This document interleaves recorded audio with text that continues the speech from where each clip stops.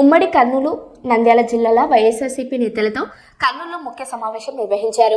నంద్యాల జిల్లా అధ్యక్షుడు కాటసాని రాంభూపాల్ సమావేశం అనంతరం ఆయన మాట్లాడుతూ ఫిబ్రవరి 5న పోతిరెడ్డిపాడు హెడ్ రెగ్యులేటర్ వద్ద భారీ బహిరంగ సభ నిర్వహించనున్నట్లు ప్రకటించారు.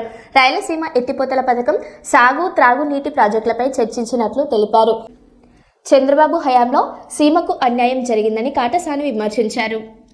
ఈరోజు ఈ రాయలసీమ సంబంధించిన రాయలసీమ ఎత్తిపోతల పథకం, దాంతోపాటు ఈ ఉమ్మడి జిల్లాలో ఉండే ఇరిగేషన్ దాని మీద చర్చించాలనే ఉద్దేశంతోనే ఈ మీటింగ్ మేము అందరం కలిసి పెట్టుకోవడం జరిగింది. ఈ మీటింగు బుగ్గన రాజేంద్రనాథ్ రెడ్డి గారు, శిల్పా చక్రపాణి రెడ్డి గారు, విరూపాక్ష గారు, డాక్టర్ సాదా సుధీర్ గారు, రామిరెడ్డి గారు, సతీష్ గారు, జగన్మోహన్ రెడ్డి గారు, రాజీవ్ రెడ్డి గారు, మోహన్ రెడ్డి గారు, ప్రభాకర్ రెడ్డి అన్న గారు, ఎమ్మెల్సీ ఈషా గారు, శ్రీదేవి గారు, రేణుక గారు, జడ్పీ చైర్మన్ పాపిరెడ్డి గారు, అల్లిఖాన్ గారు, నీలకంఠ గారు, గోపాల్ రెడ్డి గారు, ఈ పత్రికా విలేకరులకు అందరికి కూడా నా ఉదయపూర్వక నమస్కారం. మేము అందరం కూడా ఈ రాయలసీమ ఎత్తిపోతల పథకం గురించి, దాంతోపాటు ప్రాజెక్టుల గురించి మాట్లాడడం జరిగింది.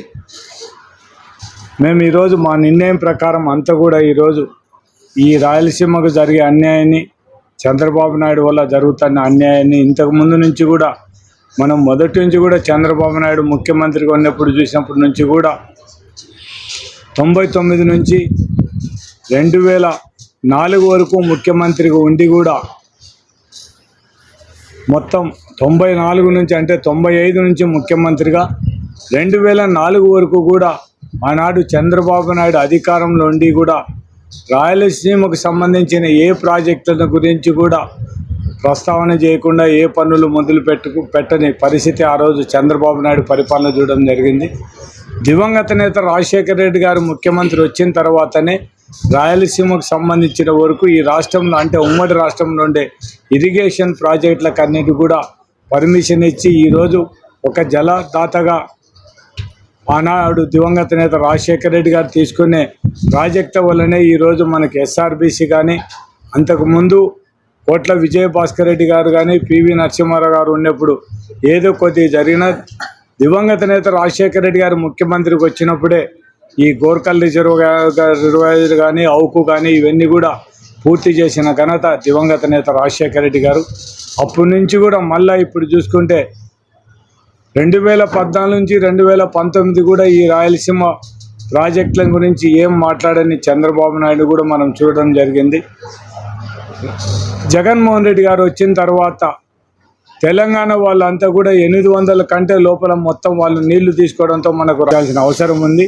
కేవలం మనం అన్యాయం చేయడానికే ఈ చంద్రబాబు నాయుడు రాయలసీమ వాసేందుకు కూడా మనకు అన్యాయం చేసే పరిస్థితి ఉంటుంది. కాబట్టి మనం రాబోయే ఫ్యూచర్లో మనకు ఎస్ఆర్బీసీ నుంచి కానీ గోదావరి నుంచి కూడా నీళ్లు రాని పరిస్థితి.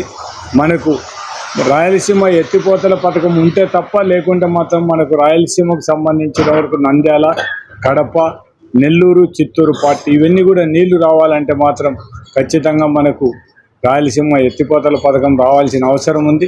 దాంతోపాటు రాయలసీమకు సంబంధించిన ఇరిగేషన్ దీన్ని ప్రజలలో చైతన్యవంతులు అంటే పొరపాటున మనం అది చేయలేకపోతే రాయలసీమకి ఏం అన్యాయం జరుగుతుంది, మొత్తం మనకు నీళ్లు రాని పరిస్థితి అనే పరిస్థితి ఆ రైతులకు, ఈ రాయలసీమలో ఉండే ప్రజలకు మన జిల్లాల అందరికీ కూడా అవగాహన కల్పించాలి.